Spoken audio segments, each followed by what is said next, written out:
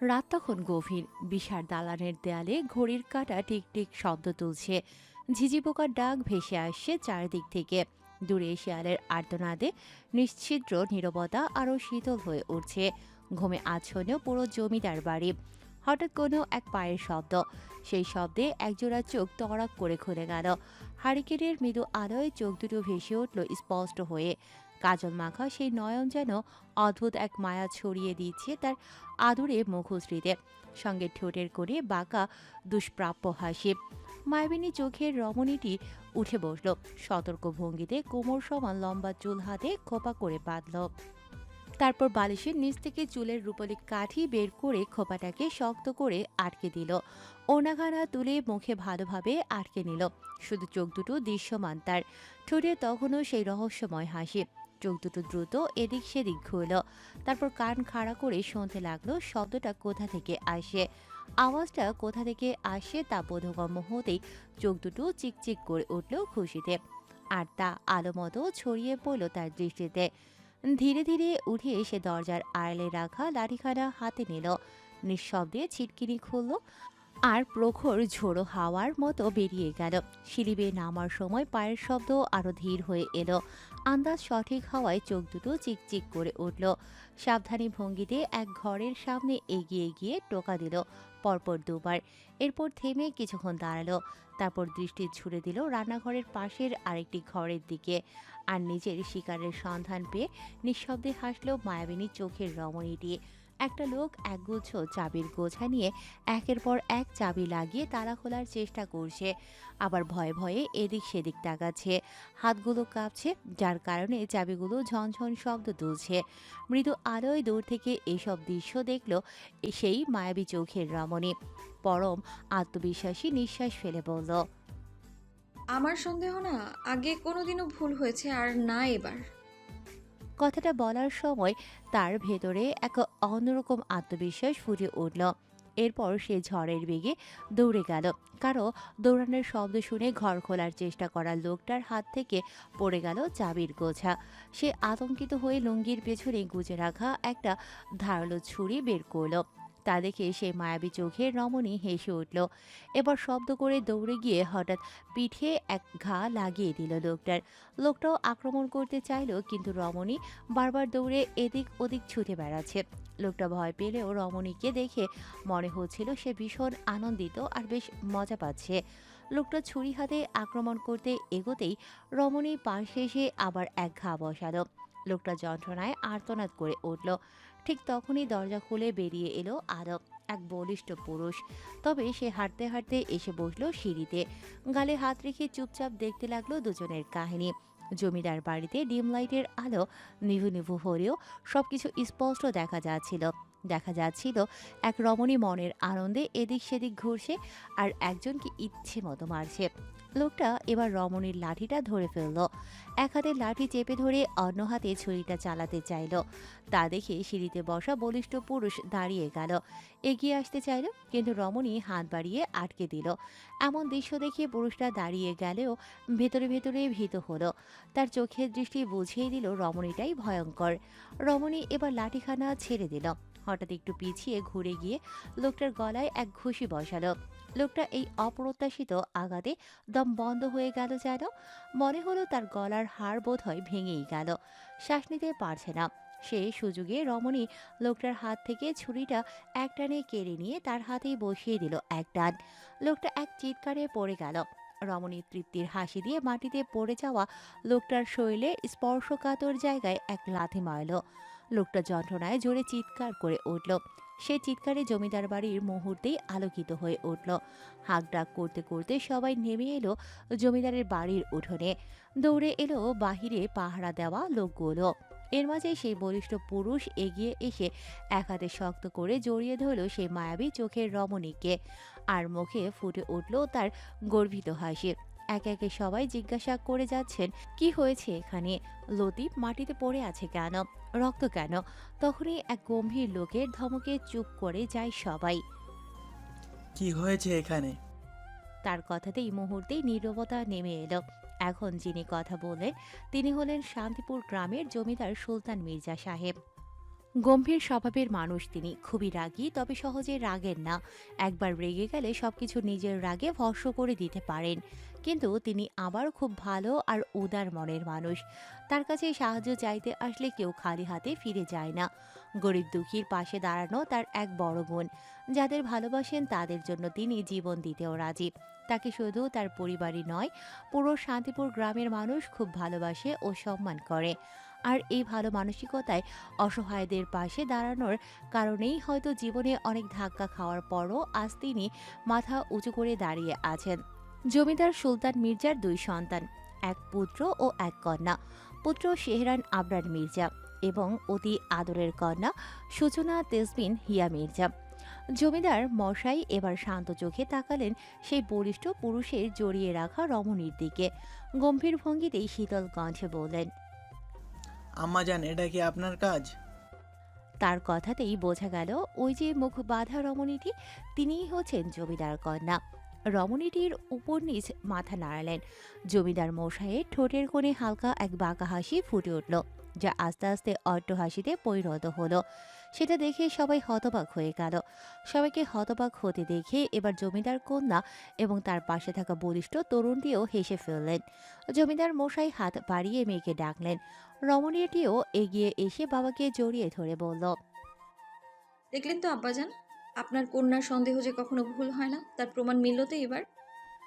মেয়ের এমন আহ্লাদি কথায় জমিদার আবারও হাসলেন। পাশের বলিষ্ঠ তরুণটিও গম্ভীর কণ্ঠে বলল, দেখলেন তো আব্বাজান, আমার হিয়া পাখির বুদ্ধি কতটা প্রখর।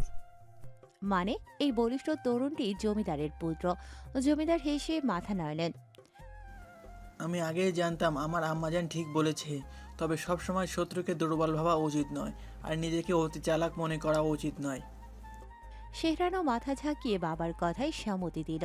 এরপর মাটিতে পড়ে থাকা লতিফকে এক লাথি মেরে শেহরান রাগী ও গম্ভীর সুরে বলল, এই নিমক হারামিকে কি শাস্তি দেবেন আপনি আব্বাজান? জমিদার এবার হাসি থামিয়ে গম্ভীর রূপে ফিরে এলেন। কাল ওর বিচার হবে, আপাতত ওর চিকিৎসা দরকার। আর চোখে মেয়ের দিকে তাকিয়ে বাঁকা হাসি দিয়ে বললেন, আমার আম্মাজানের হাতে মার খেয়েছে মানে আপাতত 1 ঘন্টার মধ্যে জ্ঞান ফিরে পাবে না। জমিদারের আহ্লাদিক কথায় আবারও হাসলেন বাবা ছেলে মেয়ে। এমন সময় পাশ থেকে খেকিয়ে উঠলেন জমিদার গিন্নি রুনা বেগম। হ্যাঁ হ্যাঁ, আরো তোলোই দিন আপনার মেয়েকে। এই আপনার আশকারা পেয়ে ওর সাহস এত বেড়ে গেছে, বেটা ছেলেদের মতো মারামারি কাটাকাটি করে, মুখের ওপর কথা বলে। আল্লাহ আমার ঘরে একটা বেটা ছেলে দিয়ে রেখেছেন। মায়ের এই কথায় বেশ বিরক্ত হলো শেহরান। মায়ের উদ্দেশ্যে বলল, আম্মাজান, এগুলো কি বলছেন আপনি? আমার হিয়া পাখিকে কি কখনো নির্দোষ মানুষকে আঘাত করতে দেখেছেন?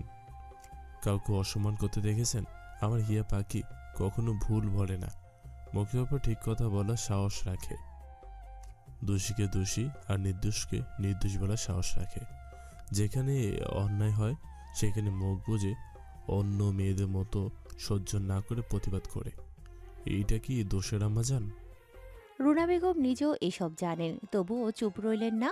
মেয়ে মানুষের এত মুখ চালানো, ছেলেদের এত মারামারি সাজে না। তাই তিনি হাত তুলে ছেলেকে থামিয়ে দিলেন। হয়েছে হয়েছে, থাম বাপ। আর বোনের হয়ে কথা বলতে হবে না। তোদের যা মন চায় কর, আমি কিচ্ছু বলবো না। তোদের এই আশকারায় একদিন কাল হবে, দেখিস। রুনা বেগম এবার স্বামীর দিকে তাকিয়ে বললেন, মেয়েকে মারামারি শিখিয়ে খুব ভুল করেছেন আপনি। এই বাড়তি বিরাতে ও যে একা বের হলো, আল্লাহ না করুক যদি লতিফ কিছু করতো বা ওর সাথে যদি অন্যায় কেউ থাকতো। জমিদার হাসি মুখে জবাব দিলেন, আহা গিন্নি, সেজন্যই তো আমার আম্মাজানকে ছোট থেকে সব অস্ত্র চালানো আমি শিখিয়েছি। আমার আম্মাজান আত্মরক্ষা করতে জানে, শত্রুকে কিভাবে বিনাশ করতে হয় তাও জানে। আরও একা আসেনি, আসার আগে শেহরানকে নিয়েই এসেছে। তুমি হয়তো ভুলে যাচ্ছ, আমার 2 ছেলে আছে। আমার আম্মাজান আসলে আমার আর এক ছেলে, বুঝেছো? আমার 2 লাঠি, ওরা 2 ভাই বোন। আমার মেয়ে নিজেকে যাতে রক্ষা করতে পারে যে কোনো সময়, যে কোনো পরিস্থিতিতে, তা আমি করেছি ছোট থেকেই। আমি বা শেহরান সব সময় ওর কাছে থাকতো না, তাই যাতে অন্যের আশায় না বাঁচে তা আমি নিশ্চিত করেছি গিন্নি। পুরো দুনিয়া যদি আমার বিরুদ্ধে যুদ্ধ ঘোষণা করে আমি হাসি মুখে রাজি হব। আর বিশ্বাস করো আমি বিজয়ী হব, কারণ আমার দু ছেলে আমার কাঁধে কাঁধ মিলিয়ে লড়াই করবে। ওদের আমি সেইভাবেই তৈরি করেছি।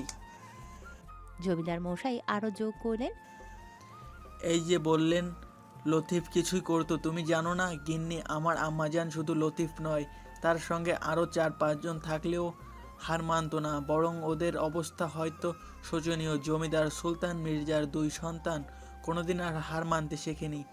ওদের বাবা কোনোদিন হার মানেনি, আর ওরাও মানবে না। রুনা বেগম কপাল চাপড়ে চাপড়ে চলে গেলেন। তিনি যেতেই আবার হাসি দিল সবাই। দুজন লোক এসে লতিফকে নিতে এগোলো। এক মহিলা মেঝেটা মুছে ফেললেন। জমিদার 2 হাতে ছেলে মেয়েকে নিয়ে চলে গেলেন সিঁড়ির বাঁদিকের ঘরে। ওখানেই মূলত তাদের গোপন বৈঠক হয়। ঘরে ঢুকে দরজা বন্ধ করে দিলেন জমিদার। দরজাটা আটকে ছেলের মুখের দিকে তাকালেন। শেহরান দেখতে বাবার প্রতিচ্ছবি, বেশ লম্বা আর বলিষ্ঠ শরীরের অধিকারী, গায়ের রং ফর্সা, চোখগুলো কিছুটা বড় আর গম্ভীর, হালকা বাদামি তার চোখের মণি, বড় বড় চোখের পাপড়ি, চোখে এক ধরনের ভিন্ন রকম মায়া, সরু নাক, চিকন ঠোঁট যা কিছুটা কালচে, কারণ সে আজকাল সিগারেট খায়। চুলগুলো খুব গোছানো, না বড় না ছোট, তাকে ভীষণ মানিয়েছে। মুখে চাপ দাড়ি যা তার সৌন্দর্যকে বাড়িয়েছে আরও। তার মুখে অদ্ভুত এক মায়া আছে, যে কোনো রমণীর মন কাটতে যথেষ্ট। শেহরানের মুখশ্রী দেখলে মনে হয় একবার তাকালেই যে কোনো রমণী প্রেমে পড়বে। ছেলের দিকে তাকিয়ে মৃদু হাসলেন জমিদার। এবার তাকালেন মেয়ের দিকে। মেয়ের মুখে এখন আর ওড়না বাঁধা নেই, সেটি গায়ে জড়িয়ে নিয়েছে। চুলগুলো এখন বাঁধন ছাড়া। হাসি মুখে বাবার দিকে তাকিয়ে আছে। জমিদার শান্ত চোখে তাকালেন মেয়ের দিকে। কাঁচা হলুদের ন্যায় গায়ের রং, লম্বা কালো ও ঘন চুল কোমর অবধি নেমে এসেছে, যেন এক ফসলা কালো মেঘের হাতছানি।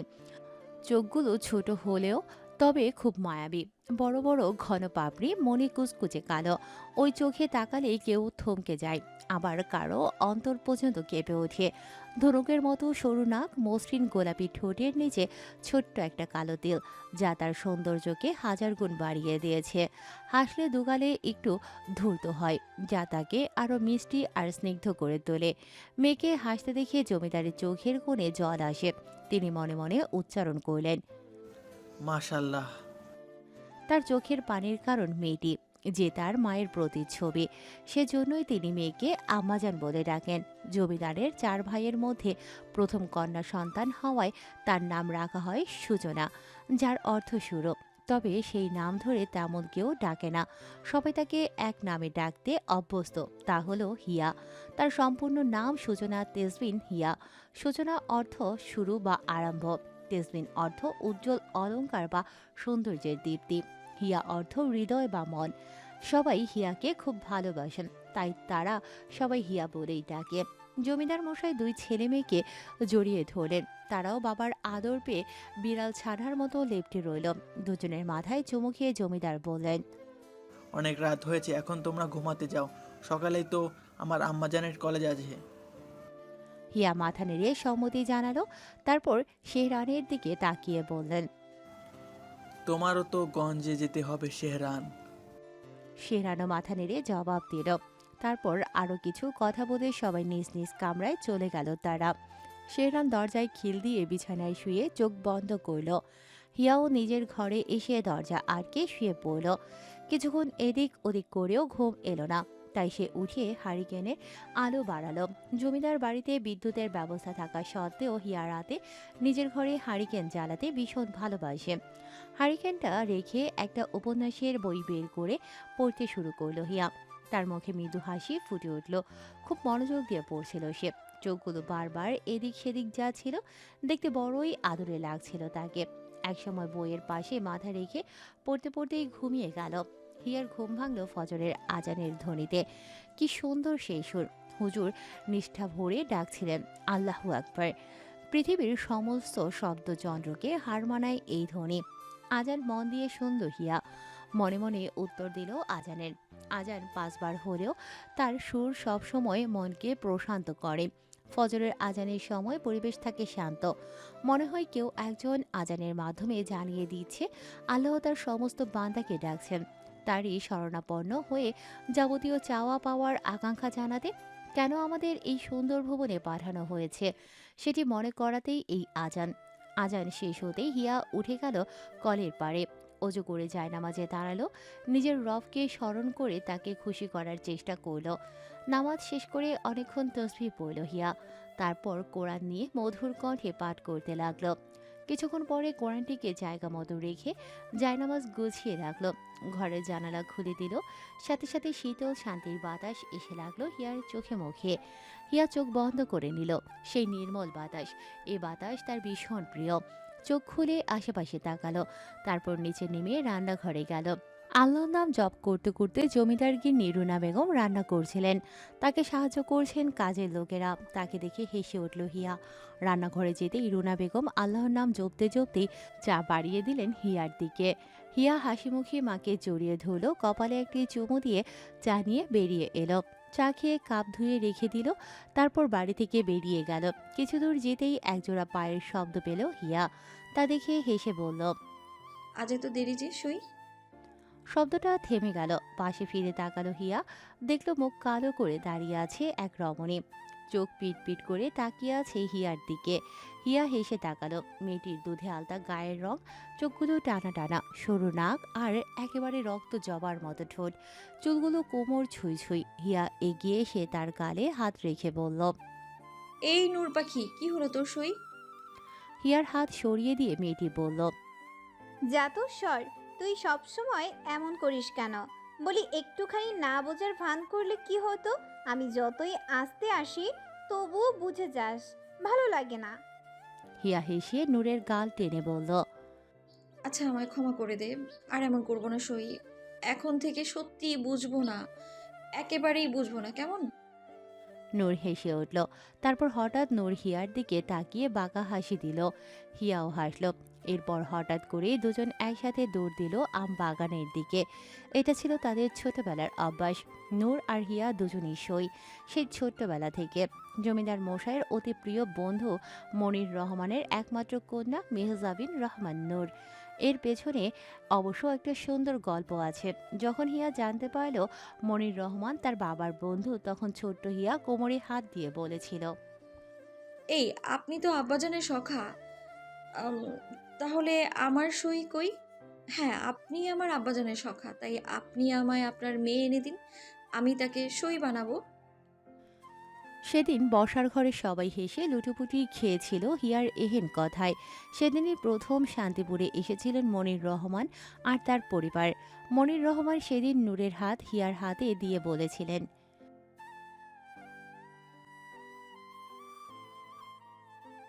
সেদিন হিয়া অনেক খুশি হয়েছিল, কারণ এখন তারও বাবার মতো বন্ধু আছে।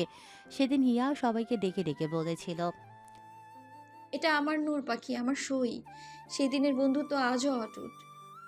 অন্য সব বন্ধুরা ঝগড়া মারামারি করলেও হিয়া আর নূর কখনো ঝগড়া তো দূরের কথা, কথা কাটাকাটিও করেনি। হিয়া ও নূর দৌড়ে এসে আমবাগানের মাঝে যে কাটা পুকুর আছে সেই পুকুর পাড়ে যায়।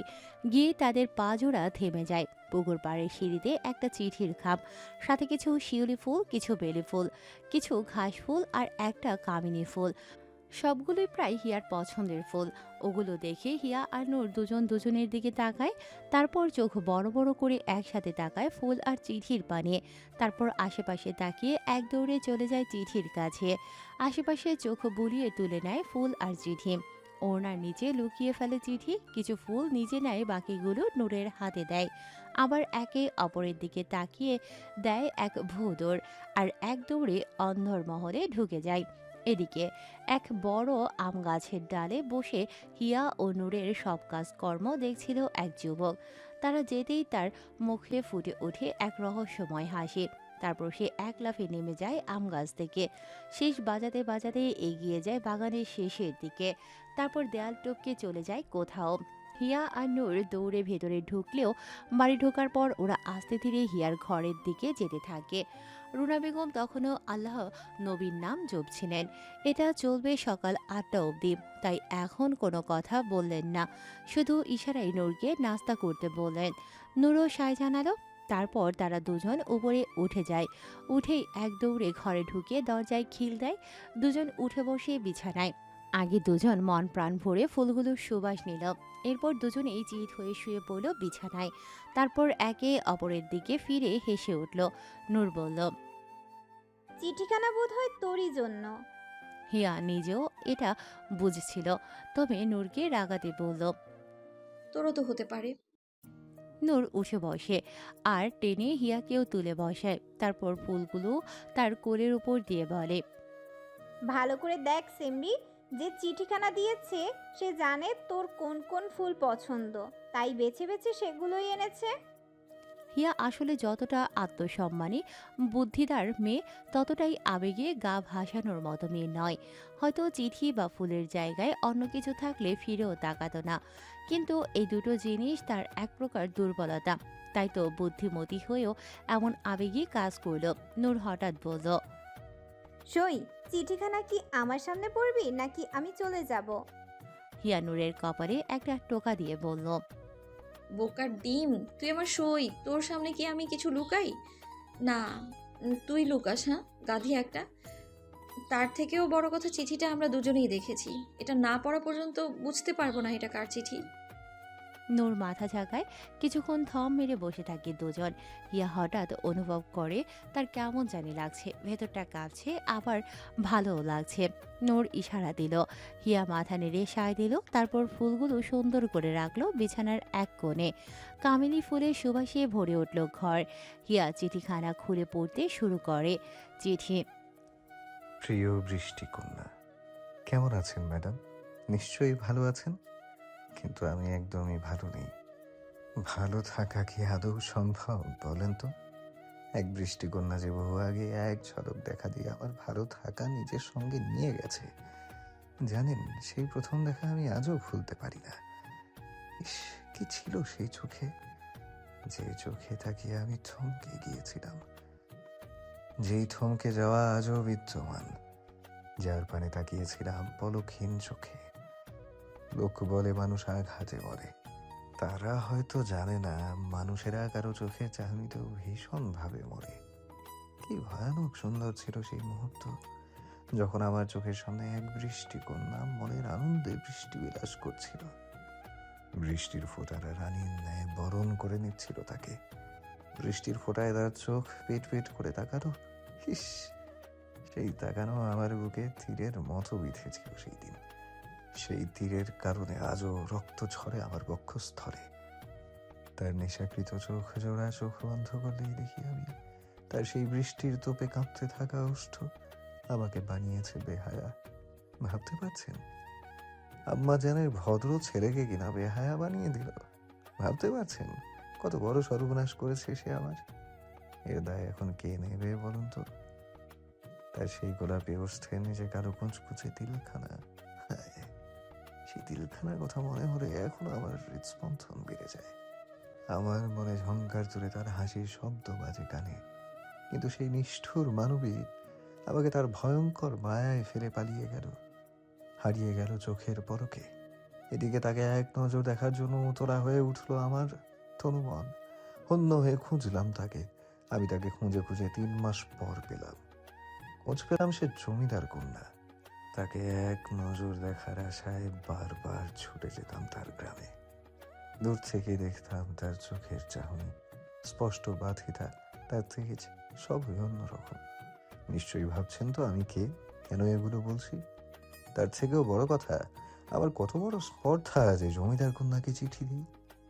শোনেন, আমি বরাবরই একটু ঝুঁকি নিতে ভালোবাসি। সে যাই হোক, আমি জানি এখন আপনি ওই চিঠির মালিককে খুঁজবেন।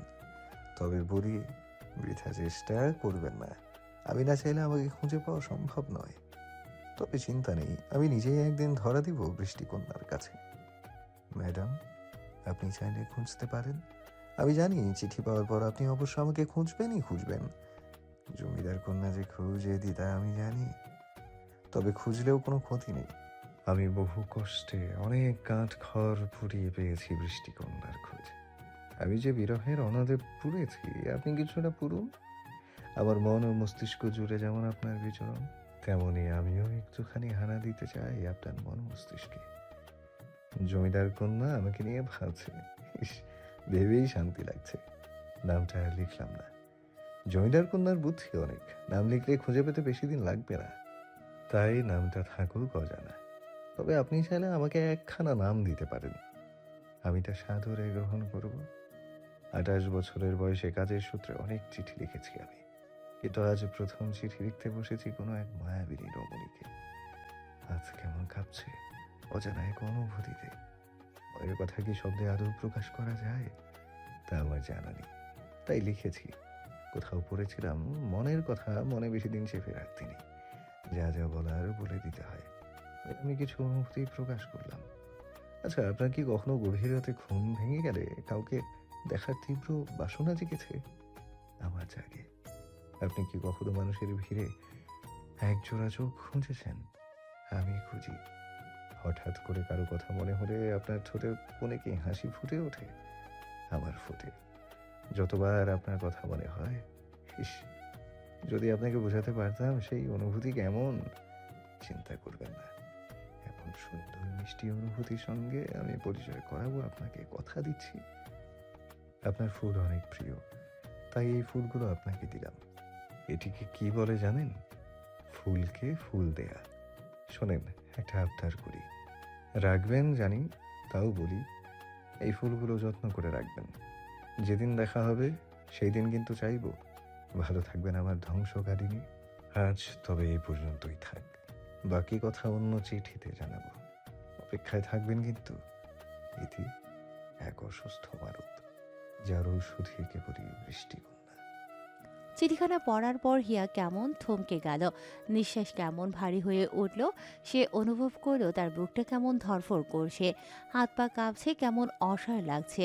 ওদিকে নূর বুকের উপর হাত দিয়ে ধপ করে শুয়ে হিয়ার পানে তাকিয়ে বলল, ও হিয়া পাখি রে, তুই কোন দিন বৃষ্টিবিলাস করতে গিয়ে মানুষের সর্বনাশ করে আসছিস রে?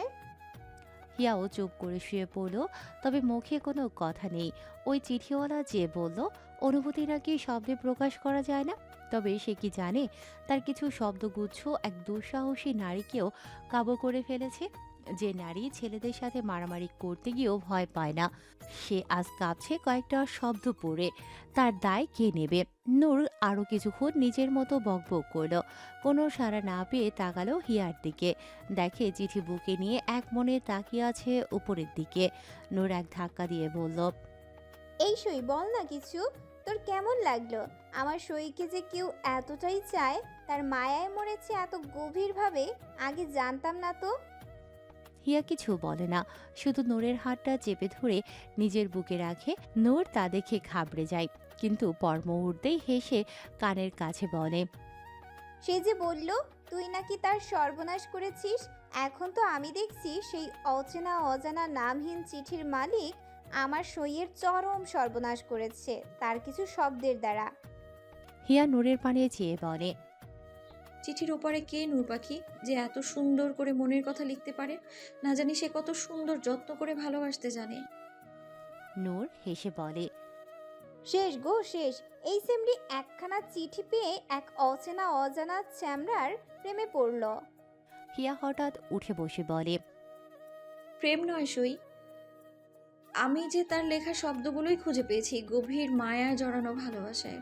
তার কথার ভাঁজে বুঝেছি আমি, সে এক অদ্ভুত মায়ায় মনের কোণে বেঁধেছে আমায়। কি আশ্চর্য তাই না? এত নিখুঁতভাবে কেবল শব্দের মাধ্যমে যে মানুষ ভালোবাসার ছবি আঁকতে পারে, তার ভালোবাসা কতটা গভীর হবে ভেবেই তো আমি স্তব্ধ হয়ে যাচ্ছি সই। তবু কোথাও যেন একটা অন্যায় রয়েই গেল। আমাকে দেখে সে নিজের চোখে তৃষ্ণা মেটাচ্ছে, অশান্ত মনকে শান্ত করছে, অথচ আমার ভেতরে বুনে দিল তাকে দেখার প্রবল আকাঙ্ক্ষা। আমার মনের ভেতর গভীর গর্ত খুদে পুঁতে দিল, তার শব্দের ভাণ্ডার বাড়িয়ে দিল, ছটফটা নিয়ে ব্যাকুলতা তার দেখা পাওয়ার। কিন্তু কেন? সে বলল আমার মন আর মস্তিষ্কে বিচরণ করতে চায়। তাকে বলে দিস সই, আমিও তাকে সেই অনুমতিটা দিলাম। আজ এই মুহূর্ত থেকে তার চিঠি, তার অনুভূতি, তার শব্দগুচ্ছ, স্বয়ং তাকেও স্থায়ী ঠিকানা দিলাম আমি আমার হৃদয়ের গভীরে। সে চায় আমার মন আর মস্তিষ্কে তার বিচরণ হোক, তাকে ঠাঁই দিলাম আমার মন মস্তিষ্কে। তবে আমি তো জেনেই ক্ষান্ত হব চিঠির ওপারে কে। নূর হেসে ফেলে, কিছু বলতে যাবে, ঠিক তখনই নিচ থেকে ডাক আসে জমিদারের। কই গো আমার আম্মাজানেরা, নিচে আসেন, নাস্তা করবেন। হিয়া ও নূর চমকে উঠে দ্রুত চিঠিটা খামে ভরে রেখে দেয় একটা ট্রাঙের ভিতর। ফুলগুলো রাখে কাল রাতে পড়া উপন্যাসের বইয়ের ভিতর। তারপর দুজন বের হয়, নাস্তা করে সবাই। সকাল 8টা নাগাদ কলেজের উদ্দেশ্যে বের হয়। হিয়া ও নূরের বাড়ি পাশাপাশি। জমিদার বাড়ির পর যেই বিশাল বাড়িটা ওটাই নূরদের। নূররা 2 ভাই বোন, নূর ও তার বড় ভাই রায়হান রহমান। ভাই ও বাবা মা মিলে নূরের পরিবার। নূর ও হিয়া যেমন প্রাণের সই, শেহরান ও রায়হানও খুব ভালো সখা। হিয়া ও নূর বের হয়ে হাঁটছে। হেঁটেই যাওয়া যায় কলেজে। বেশি না, 10 মিনিট হাঁটলেই তাদের কলেজ। দুজনেই সেই চিঠিওয়ালাকে নিয়ে গল্প করতে করতে যাচ্ছিল। এমন সময় তাদের পাশ দিয়ে এক জিপ গাড়ি যায়, প্রায় তাদের গায়ের উপর দিয়েই উঠে যাচ্ছিল। তাতেই হিয়া খুব রেগে গেল। ততক্ষণে জিপটাও থেমে যায় একটু সামনে গিয়ে। হিয়া নূরের হাত টেনে এগিয়ে যায় জিপটার সামনে। জিপে বসে আছে একজন যুবক। হিয়া তাকে উদ্দেশ্য করে বলে, নেমে আসুন। লোকটা বোধহয় বিরক্ত হলো। সে তার গম্ভীর গলায় বলে, আমি মেয়ে মানুষদের সাথে কথা বলতে আগ্রহী নই, নিজের রাস্তা মাপুন। হিয়ার কথাটা বেশ গায়ে লাগলো। সে বুঝলো এই লোকের সাথে সোজা কথায় কাজ হবে না। দেখেই মনে হচ্ছে এই গ্রামের নয়, বরং কোনো বড়লোক বাপের ছেলে।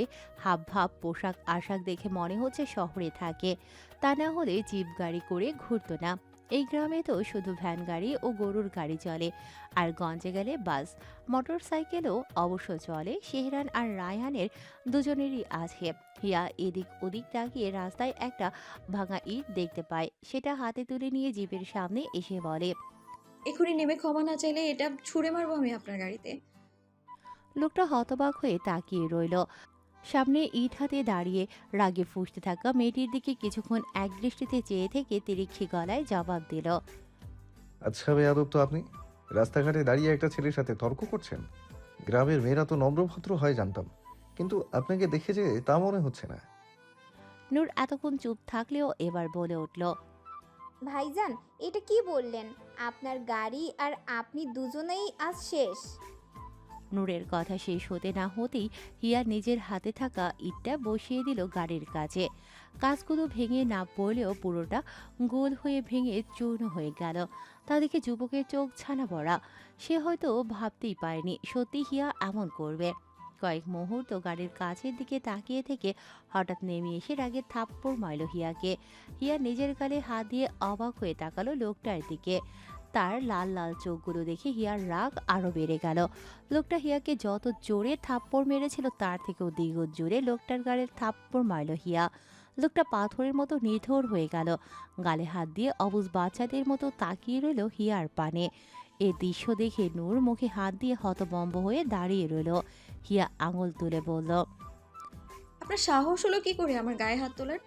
যেখানে আমার আব্বাজান ভাইজান কোনোদিনও ফুলের টোকাও দেয়নি আমাকে, সেখানে আপনি আমায় কেন মারলেন?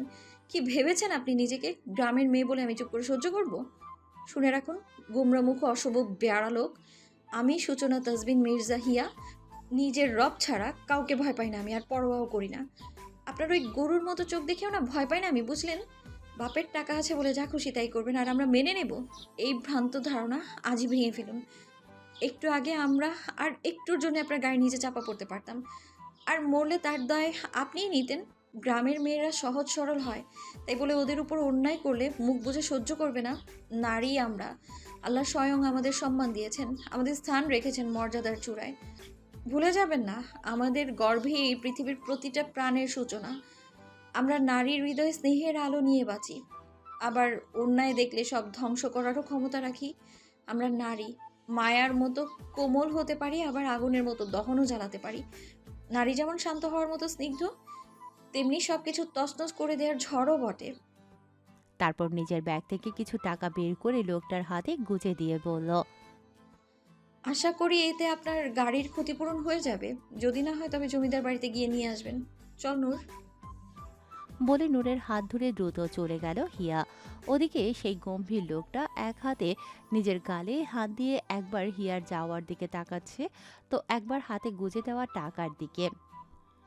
এক হাত গালে ধরে কেমন আশ্চর্যের গণ্ডি পেরিয়ে হতভম্ব হয়ে দাঁড়িয়ে থাকে সেই গোমরামুখ লোকটা। এক দৃষ্টিতে তাকিয়ে আছে হিয়া আর নূর এর যাওয়ার পারে। হঠাৎ হাতের দিকে নজর পড়তেই টাকাগুলো দুমড়ে মুচড়ে পাঞ্জাবির পকেটে গুজে দিল। হিয়ার যাওয়ার পানে তাকিয়ে রাগে দাঁতে দাঁত চেপে বলল, এমপি আহান চৌধুরী প্রেমকে থাপ্পড় মারা, তারই চোখের সামনে তার জিপে ইট মারা, সাথে এতগুলো কটু কথা শোনানোর দুঃসাহস করেছো তুমি। মেয়ে, বি রেডি। সব কিছুর হিসাব আমি প্রেম পাই নেব। মিস সূচনা তেজবিন হিয়া। নামটা টেনে টেনে বলল প্রেম। এরপর থাপ্পড় খাওয়া গালে হাত দিয়ে বিড়বিড় করল, কি জোর মাইরি! মেয়ে মানুষের শরীরে এত জোর আসে কিভাবে? ওকে ইট সিমেন্ট খায় নাকি? নিজের কথাতেই নিজেই বিরক্ত হলো প্রেম। তারপর হন হন করে গাড়িতে উঠে শব্দ তুলে চলে গেল নিজের গন্তব্যে। আহন্ত চৌধুরী প্রেম। সে ময়মনসিংহ জেলার এমপি হয়েছে মাত্র 2 মাস আগে। তার গ্রামের বাড়ি দিগন্তপুর, শান্তিপুরের পরের গ্রাম।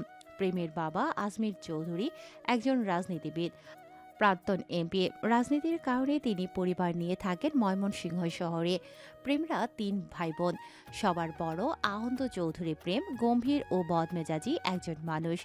কলেজ জীবন থেকেই রাজনীতির মাঠে, আর তাতেই আজ সফল। এখানকার নির্বাচিত এমপি সে। তার ছোট ভাই আহিয়ান চৌধুরী আবির, বয়স 25, শান্ত ও হাসি খুশি, একদম প্রেমের বিপরীত।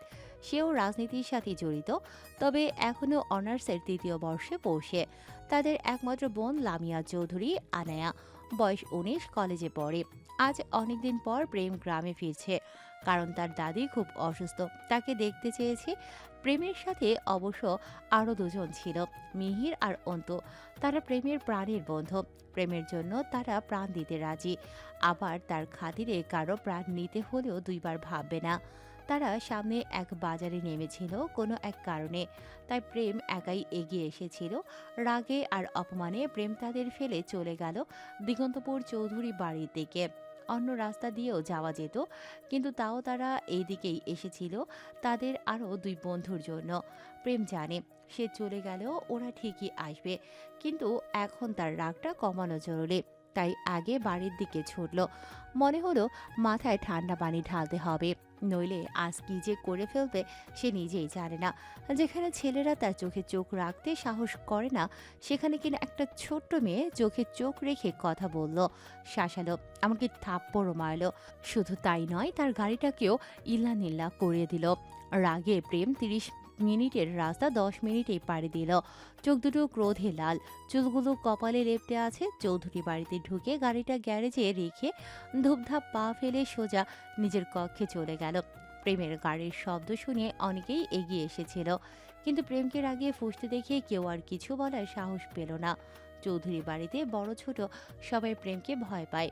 প্রেম তার কক্ষে গিয়ে পোশাক পাল্টে নিল, একটা ছোট্ট প্যান্ট আর সাদা সেন্টু গেঞ্জি পরে বেরিয়ে গেল বাড়ির পেছনে বিশাল পুকুরের দিকে। প্রেম গিয়ে সেখানে ঝপাত করে লাফ দিল। প্রায় 1 ঘন্টা ধরে পুকুরে সাঁতার কাটছে প্রেম। এখন মনে হচ্ছে রাগটা একটু কমেছে। হঠাৎ এমন সময় প্রেমের মতোই ছোট্ট প্যান্ট আর সেন্টু গেঞ্জি পরে একের পর এক ঠাস করে 4টা পুরুষ লাফ দিল পুকুরে। ওরাই প্রেমের 4 বন্ধু। ওদের এভাবে লাফ দিতে দেখে প্রেম ভ্রুকুটি করে কপাল কুঁচকালো, বিরক্তির সাথেই বলল, তোরা বাঁদর, এটা আমি জানি। এভাবে বাঁদরের মতো লাফালাফি করে জানাতে হবে না। প্রেমের কথায় সেই 4 পুরুষ হা হা হো হো করে হেসে দিল। তাদের ভাবখানা এমন যেন প্রেম তাদের অপমান নয়, বরং প্রশংসাই করেছে। ওদের হাসাহাসিতে প্রেম বিরক্ত হয়ে আবার সাঁতার কাটতে লাগলো। এমন সময় অন্ত বলল, শুনলাম কে জানি একটা অতি সুন্দরী রমণীর হাতে মার খেলো। অন্তর কথায় প্রেম থেমে যায় আর অন্তর দিকে রাগী চোখে তাকায়। প্রেমের রাগী চাহনি দেখে অন্তু ডুব দিয়ে পানিতে ঢুকে গেল। এমন সময় মিহির বলল, বাবা যায়, এমপি আহনাদ চৌধুরী প্রেমকে থাপ্পড় মারে, আবার তার গাড়িও। এতটুকুই বলতে মিহিরের চোখ পড়ে প্রেমের দিকে। প্রেমকে দেখে সেও ডুব দিয়ে পানিতে নেমে যায়। এমন সময় বাকি 2 জনের মধ্যে একজন বলে উঠল, আমার গ্রামে কোন রমণীর এত সাহস যে তোকে মারলো? প্রেম এবার ভীষণ রেগে যায়। এতক্ষণ যেই রাগ ঠান্ডা হয়েছিল এরা আবার উস্কে দিল। প্রেম বাকি আরেকজনকে উদ্দেশ্য করে বলল, রায়হান, একটা কাজ করতো। রায়হান ভ্রু কুঁচকে বলল। কি কাজ? প্রেম রহস্যময় হাসি দিয়ে বলল, তুই শেহরানকে একটু ধরে রাখ, আমি আসার আগ পর্যন্ত। একথা শোনার সাথে সাথেই শেহরান ডুব দিয়ে পানিতে নামে। তা দেখে রায়হান ও প্রেম হেসে দেয়। ওরা যেই দুই বন্ধুর জন্য শান্তিপুরে দাঁড়িয়েছিল তারা আর কেউ নয়, শেহরান আর রায়হান। অন্তু ও মিহির যখন ওদের নিয়ে আসতে গেল তখন কিছু লোক দূর থেকে প্রেমকে সুরক্ষা দিচ্ছিল। তারাই মূলত গাড়ি ভাঙা আর হিয়ার থাপ্পড় মারার কথাটা জানিয়েছে। তারা সব শুনে নিয়েছে। তা শুনে অন্তু, মিহির, শেহরান ও রায়হান মোটর সাইকেল করে দ্রুত চলে আসে চৌধুরী বাড়ি। বাড়ি এসে জানিয়ে প্রেম পুকুর পাড়ে এসেছে। ব্যাস, তারা বুঝে গেছে কেন এসেছে, তাই তারাও চলে এসেছে প্রেমকে সঙ্গ দিতে। সবাই মিলে বেশ কিছুক্ষণ সাঁতার কাটছে, গল্পও করছে। এমন সময় এক বৃদ্ধা মহিলা লাঠি নিয়ে ঠক ঠক শব্দ তুলে পুকুর পাড়ে এলেন। বয়সের কারণে শরীরের চামড়াগুলো কুঁচকে গেছে, কিন্তু এখনো গায়ের রং বেশ ফর্সা। কোমরে ব্যথা, তাই খানিকটা কুঁজো হয়ে হাঁটেন। তবু বয়স যেন তার সৌন্দর্যে ভাটা ফেলতে পারেনি। সাদা চুলগুলো কোমর ছাড়াই, ভ্রুগুলো সবসময় কুঁচকে রাখেন। বয়সকালে যে তিনি হাজার পুরুষের রাতের ঘুম কেড়ে নিয়েছেন তা তাকালেই বোঝা যায়। বয়সের কারণে কেবল চামড়া কুঁচকেছে, সৌন্দর্য কমেনি। পুকুর পাড়ে এসে চোখের উপর হাত রাখলেন রোদ থেকে বাঁচতে, আর পরক্ষণেই বললেন, এই স্যামরা, এই তবু কি কোনো কাণ্ডজ্ঞান নাই? এক একটা দামড়া সেরা, সবগুলা এইরকম ছোট পোলাপাইনের লাহান পুকুনিতে ঝাপাঝাপি করতেছত কেন? এই বাদরের দল, উঠ কইলাম উঠ। এক একটা বুইরা দামড়া হইয়া যাইতাছে, তাও হাঙ্গা করার নাম নাই। তোরা জানোস তোগো দাদা তোগো বয়সে 2 বাচ্চার বাপ আসছিল, আর এই 5টা ভেড়ারে দেহ যেই বয়সে নিজের চাওয়াল রে ডুবাইয়া ডাবাইয়া পুকুনিতে তুলব, অমন বয়সে হেরাই পুকুনিতে বাচ্চা পোলাপাইনের মতো ঝাপাঝাপি করতেছে। উঠ বান্দরের দল উঠ। প্রেম, শেহরান, রায়হান, অন্তু, মিহির সবাই মিটিমিটি হাসে, কারণ ওরা এসব শুনে অভ্যস্ত। তাই এখন হাসি সামলাতে পারছে না। যিনি বকাঝকা করছেন তিনি আর কেউ নন, হাতেমুন্নেসা চৌধুরী, প্রেমের দাদি যান। তিনি সব সময় ওদের বিয়ে নিয়ে বলেন, কেন বিয়ে করে না, বিয়ে কবে করবে, বাচ্চার বাপ কবে হবে, এসব নিয়ে তার চিন্তার শেষ নেই। হঠাৎ শেহরান বলে উঠল, দাদিজান, আপনি যে আমাদের হাঙ্গা করাতে চান, আগে তো বিয়ে করাতে হবে, তারপর না হাঙ্গা। দাদিজান খেকিয়ে উঠলেন, চুপ কর মুখ পোড়া। তোগো বিয়া হাঙ্গা কোনো ওডাই হইব না। তোগো মতন ভেড়া ছাগল বাদর রে কেউ বিয়া করতো না। সারাক্ষণ তোদের এই কাম হেই কাম, কয়দিন পর পর উদাও হইয়া যাস। তোগো বউ টিকবো না দেখিস। তোরা বিয়ার পর উদাও হবি, আর তোগো বউরা পরপুরুষের লগে ভাগ্যা যাইব। দাদিজানের কথায় সবাই হাসি আটকে একে অন্যের দিকে তাকাচ্ছে, কারণ দাদিজানের কথা শুনে হাসলেই তিনি বেজায় খেপে যান। তখন লাঠি নিয়ে তেড়ে আসেন। একবার তো সবার পিঠে কঘাপ মেরেই শান্ত হন। হঠাৎ অন্তু মুখ ছোট করে বলল, দাদিজান, আপনি কি আমাদের অভিশাপ দিচ্ছেন? দাদিজান অন্তুর দিকে তাকিয়ে মনে মনে ভাবলেন, হয়তো বেশি বলে ফেলেছেন। ওরা কষ্ট পেয়েছে, কিন্তু তারই বা করার কি। তিনি তো চান এরা বিয়ে করে সংসারী হোক। গলা খাকারে দিয়ে আঙুল তুলে বলেন, অভিশাপ না, তোগো 5 মাস সময় দিলাম। এর মধ্যে সবগুলো বিয়া কইরা ঘরে বউ তুলবি। যদি না তুলস তবে আমি নিজেই বিয়ার পর তোগো সবগুলার বউরে অন্য বেডার লগে ভাগাই দিমু। মনে রাখিস, মাত্র 5 মাস। বিয়ে তো দূর, এতদিনে একখান পীড়িত করবার পারলি না 5টা ভেড়া। দাদির কথা শুনে সবাই একসাথে বলে উঠল, দাদিজান।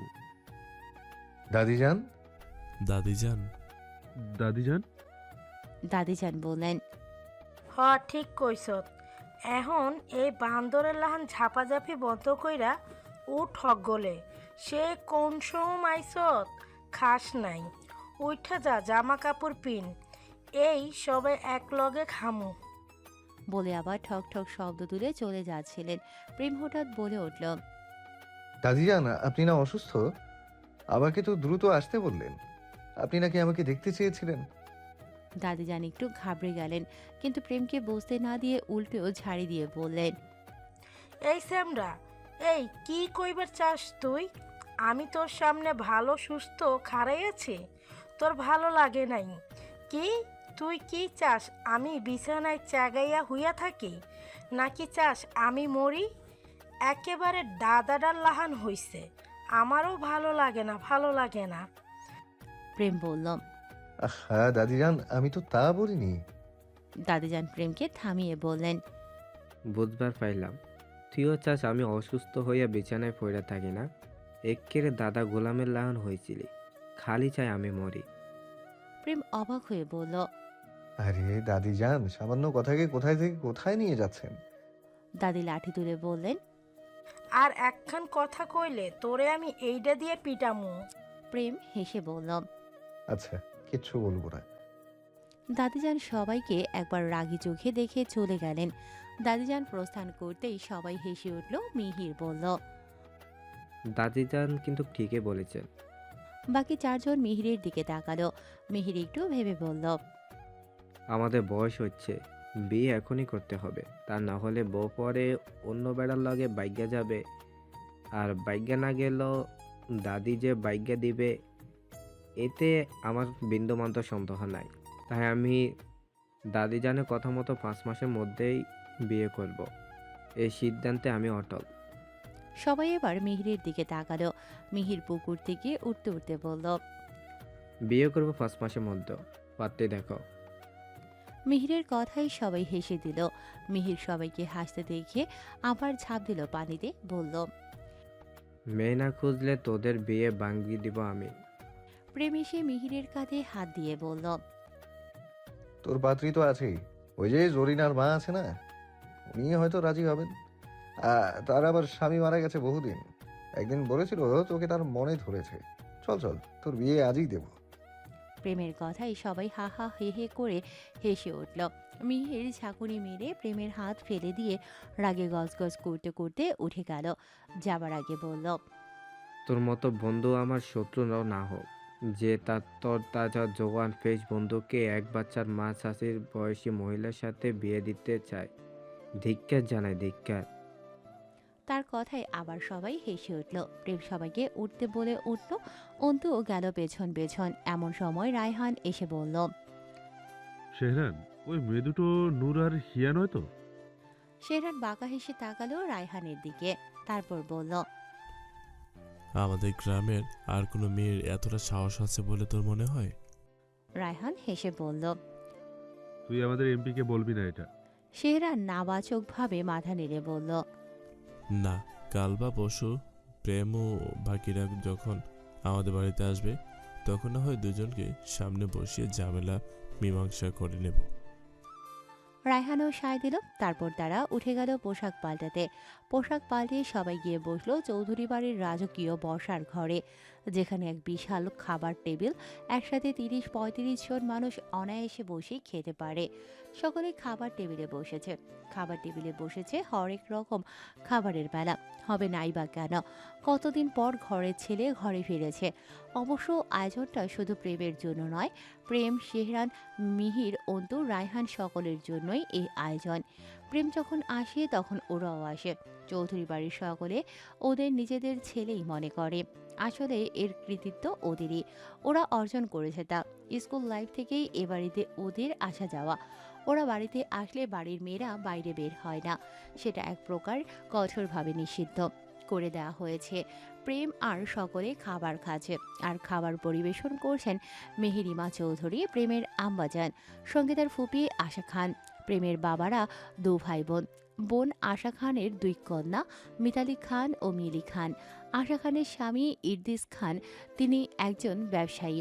প্রেম আসবে শুনে আশা খান কাল এসেছেন বাবার বাড়ি। তার নিজের ছেলে নেই, তাই প্রেম আবির ও প্রেমের বন্ধুদের ছেলের মতোই ভালোবাসেন। খাওয়া শেষে সবাই বাইরে বেরিয়ে গেছে, শুধু শেহরান বাদে। শেহরান গিয়েছিল দাদিজানকে কিছু একটা বলতে, বলা শেষ করে হাসতে হাসতে বের হচ্ছিল। সদর দরজায় আসতেই হঠাৎ কারো সঙ্গে ধাক্কা লাগে। না, ধাক্কা বলা যায় না, এক প্রকার কেউ এসে তার বুকে আঘাত হানল যেন। আচমকা এমন হওয়ায় শেহরান আর সামনের জন দুজনেই ঘাবড়ে যায়। শেহরান তাকালো মাথা নিচু করে। শেহরানের চোখের প্রায় 6 ফুট সামনের ওই ব্যক্তিটি তার থেকে খাটো বিধায় তাকে মাথা নিচু করতে হলো। মাথা নিচু করে নিজের বুকে আশ্রে পড়া পরশটির দিকে তাকাতেই শেহরানের বক্ষ গহ্বরে ধরম ধরম শব্দ তুলে জোরে জোরে বাজতে থাকে হৃৎপিণ্ড। শেহরান পলকহীনভাবে তাকিয়ে থাকে তার বুকে ঠেকে থাকা রমণীর দিকে। রমণী পিটপিট করে তাকিয়ে আছে তার পানে, কপাল খানিকটা কুঁচকানো, ভ্রুগুলো যেন কেমন কুঁচকানো, গভীর মায়া ভরা টানা টানা আখিজোড়া তার দিকেই নিবদ্ধ। গোলাপের পাপড়ির ন্যায় ঠোঁটগুলো ছোট বাচ্চাদের মতো উল্টানো, সরু নাকের উপর ভর করেছে বিন্দু বিন্দু ঘামেরা। শেহরান সবকিছু খুঁটিয়ে খুঁটিয়ে দেখছিল, আর সঙ্গে তার হৃৎপিণ্ড ধরাস ধরাস শব্দ তুলে ঢাক ঢোল বাজাতে লাগলো। হঠাৎ করে কেমন অদ্ভুত এক শিহরণ খেলে গেল সারা শরীর জুড়ে। তার চারপাশ এমনকি দুনিয়াটাই যেন থমকে গেল। সেই বাচ্চাদের মতো ঠোঁট উল্টানো, সেই পিটপিট করে তাকানোতে শেহরান হারিয়ে যাচ্ছিল। সেই শিশুর মতো ঠোঁট উল্টানো, সেই নিবিড় দৃষ্টি, সব কিছুতেই যেন শেহরান ডুবে যাচ্ছিল। ঠিক তখনই কানে এলো মিষ্টি অথচ দৃঢ় স্বর। কে আপনি? আপনি এখানে খাম্বার মতো দাঁড়িয়ে আছেন কেন? সদর দরজায় কেউ এভাবে দাঁড়ায় নাকি? আর কেন এমন করে তাকিয়ে আছেন? এই চোখ সরান, সরান বলছি। কথাগুলো শোনা যাচ্ছিল ঠিকই, কিন্তু শেহরান যেন ঠিক বোঝার শক্তি হারিয়ে ফেলেছে। কিছুতেই বলতে পারছিল না। রমণীটি ঠিক তখনই সরে যেতে উদ্যত হলো, কিন্তু হঠাৎ ব্যথাতুর স্বরে আহ বলে উঠল। তা শুনে শেহরান তড়িঘড়ি করে এগিয়ে এসে তার গম্ভীর অথচ আদুরে কণ্ঠে বলল। কি হয়েছে আপনার? কিন্তু রমণীটি কিছু বলছে না, শুধু রাগী চোখে তার চোখের দিকে তাকাচ্ছে। তা দেখে শেহরানের ভ্রুজোগর কুঁচকে এলো। সে গভীর চোখে তাকালো রমণীটির পানে, বুঝতে পারল কিছু একটা হয়েছে, কিন্তু কি তা বুঝতে পারছে না। রমণীটি যখন তার চোখ থেকে দৃষ্টি সরিয়ে তার বুকের দিকে তাকালো, তখন তার দৃষ্টি অনুসরণ করে শেহরানও তাকালো। আর যা দেখল তাতে শরীরে আবারও অন্যরকম শিহরণ বইতে লাগলো। এক অদ্ভুত অনুভূতি হতে থাকলো তার। শেহরান দেখল কালো মেঘের মতো ঘন চুলওয়ালা রমণীর কিছু চুল তার পাঞ্জাবির বুকের কাছে বোতামে আটকে গেছে। তা দেখে অমনি মৃদু হাসলো শেহরান। কিছু না বলে যত্ন নিয়ে ছাড়িয়ে দিল চুলগুলো। রমণীর আগে ফুসফুস করতে করতে কিছু বলার চেষ্টা করছিল, কিন্তু পারল না। এমন সময় পরিচিত এক কণ্ঠ ভেসে এলো। কিরে লামো, কি হয়েছে? তুই সদর দরজায় কেন? ভিতরে যা। রমণী আর শেরহান দুজনেই পেছনে ফিরল। তাকাতেই শেরহানের মুখে হাসি ফুটল। সামনের ছেলে আবির। এদিকে শেরহানকে দেখেই দৌড়ে এসে শেরহানকে জড়িয়ে ধরে আবির বলল। আরে সোহান ভাই, কেমন আছো তুমি? শেরহানও হেসে জড়িয়ে ধরে বলল। আছি তো ভাই, আলহামদুলিল্লাহ। কথাটা বলতে বলতে সে সামনের রমণীর দিকে তাকিয়ে থাকলো। আবির বলল। চলো ভাইয়ারা, বাইরে কোথাও যাবে হয়তো, আমরাও যাই। আর এবার সামনে থাকা রমণীর দিকে তাকিয়ে বলল। তুই উপরে যা, হাত মুখ ধুয়ে খেয়ে নে। রমণী হেসে বলল। তুমি খাবে না ছোট ভাইজান? আবিরও হেসে উত্তর দিল। আমি পরে খাবো, তুই যা। রমণী সমর্থন দিয়ে শেহরানের দিকে অগ্নিদৃষ্টি ছুঁড়ে চলে গেল। আর তা দেখে শেহরান ঠোঁট কামড়ে হেসে মনে মনে বলল। ওভাবে তাকিও না মেঘকন্যা, মরে যাব। জলসে যাব যে সেই অগ্নি চোখের অগ্নিকুণ্ডে। আবির আর শেহরান একসাথে বেরিয়ে গেল। হিয়া আর নূর বাড়ি ফিরছিল। এমন সময় এক মহিলা এগিয়ে এলো হিয়াদের পানে। হিয়া তাকে দেখে মিষ্টি হেসে বলল। কিছু বলবেন খালা? মহিলাটি হিয়ার পানে তাকিয়ে কিছুক্ষণ দোনামনা করে অবশেষে মহিলাটি বলল। একখান কথা কইতাম আম্মা। হিয়া হেসে জবাব দিল। হ্যাঁ বলুন না। মহিলাটি আর চোখে এদিক সেদিক তাকিয়ে আস্তে করে বলল। আমি না বেশি করে খাঁটি গরুর দুধ দিয়ে পায়েস রাঁধছি, আপনি একটু খাবেন আম্মা? আপনার তো অনেক পছন্দ। হিয়া নূরের দিকে তাকালো। নূর হাসলো। হিয়াও হেসে বলল। এটা বলতে এমন করছেন খালা? আমি কি একবারও বলেছি যে খাবো না? দিন, আমি এখনই খাচ্ছি। মহিলাটি খুশিতে আত্মহারা হয়ে বলল। সত্যি আম্মা, আপনি আমার হাতে রান্না খাবেন? হিয়া হেসে সম্মতি জানালো। এমন সময় নূর বলল। হ্যাঁ হ্যাঁ, সব আদর ভালোবাসা খাবার দাবার শুধু জমিদার কন্যাই পাবে। আমি কে? আমি তো কিছুই না। নূরের এমন কথায় হিয়া হেসে ফেলল। মহিলাটি জিভ কেটে বলল। ছি ছি নূর আম্মা, আপনি কি কইলেন? এরা আমি আপনাকে দুজনরেই খাওয়াতে চাই। আসলে অনেকক্ষণ ধইরা দাঁড়াই আসছি, কখন আপনারা আইবেন সেই আশায়। নূর হাসল। এই গ্রামের সবাই নূর আর হিয়াকে ভীষণ ভালোবাসে, আর ভালোবাসবেই বা না কেন। কার কি লাগবে, কার কি নেই, কার কি প্রয়োজন, এসব কিছুর দায়িত্ব যেন তারা নিজেদের কাঁধে তুলে নিয়েছে। এই যে মহিলাটা, তিনি আগে ভিক্ষা করতেন, হিয়া তার আব্বাজানকে বলে কাজের ব্যবস্থা করে দিয়েছে। নূর তার বাবাকে বলে ওই মহিলার ভাঙা বাড়িটা ঠিক করে দিয়েছে। এমন অগণিত মানুষের দুঃখ ঘুচিয়েছে এই দুই নারী। মহিলাটি আবার আর চোখে তাকিয়ে বলল, আম্মারা, এটা তো রাস্তা, আমার লগে একটু আহেন, একটু বসে খাইলে আমার খুব ভালো লাগতো। হিয়া আর নূর সায় জানালো। মহিলার পিছু পিছু গিয়ে দেখলো একটা ছড়ের ছাউনি দেয়া ঘর, মেঝেতে একটা মাদুর বিছানো, সেখানে বসিয়ে দিল দুজনকে। তারপর দুটি বাটিতে দুধ দিয়ে করা পায়েস আর কল থেকে আনা ঠান্ডা পানি দিল। হিয়া ও নূর খেলো। খাওয়া শেষে বলল, অনেক মজা হয়েছে খালা। মহিলাটি তৃপ্তির হাসি দিল, মনে মনে বলল, এদের দেখে কে বলবে বড়লোকের মেয়ে কি সুন্দর করে গরিব দুঃখীদের সাথে হাসি হাসি করে কথা কয়, মনে কোনো হিংসা নাই, গরিব ধনী ভেদাভেদ নয়। হিয়া আর নূরের দিকে ভালো করে তাকালো মহিলাটি। দুজনের পরনেই কালো বোরকা, মুখ দুটো বের করেছে শুধু খাওয়ার জন্য। রোদে মুখ লাল হয়ে উঠেছে, তবুও কত সুন্দর লাগছে। ইস, কারো যেন নজর না লাগে। হঠাৎ মহিলাটি এগিয়ে এসে হিয়া আর নূরের হাত ধরল। দুজনেই চমকে উঠল। মহিলাটি তড়িঘড়ি করে হিয়ার আর নূরের বাম হাতের আঙ্গুলে কামড় দিল হালকা করে, একটু থুতু ফেলে বলল, কারো নজর না লাগুক আমার আম্মাগো উপরে। নূর আর হিয়া একে অপরের দিকে তাকিয়ে হেসে ফেলল। হিয়া বলল, তাহলে এখন আসি খালা। মহিলাটি সম্মতি দিল। নূর আর হিয়া বেরিয়ে গেল। বাড়ির উদ্দেশ্যে যাবার আগে দুজনেই মুখখানা ঢেকে নিল। হাঁটতে হাঁটতে গল্প করছিল। এমন সময় এক ছোট্ট ছেলে দৌড়ে এসে দাঁড়িয়ে হাঁপাচ্ছিল।